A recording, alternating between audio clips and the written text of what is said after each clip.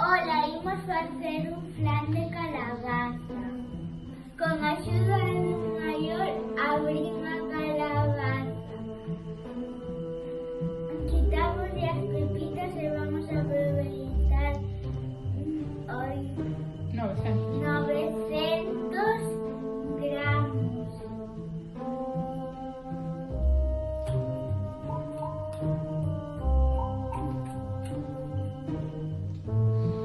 Unos 15 minutos a cabaza con sal. Por todo o molde bótase caramelo líquido.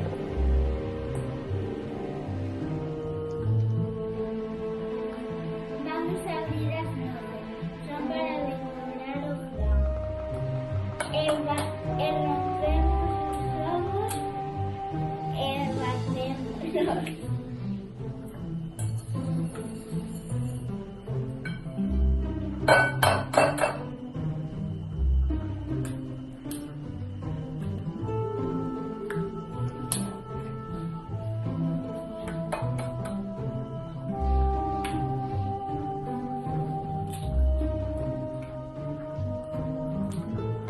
E ahora revolvemos.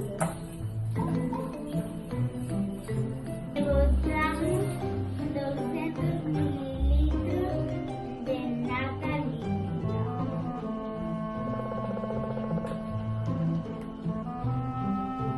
Quentamos ao forno a 180 grados.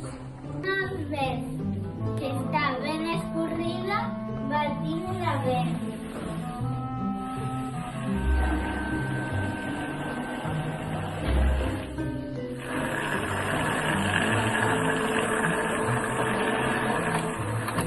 Aos ovos poñémoslle a cabaza batida. E agora batímolo todo. Unha vez que este ben batido, añadimos a nata.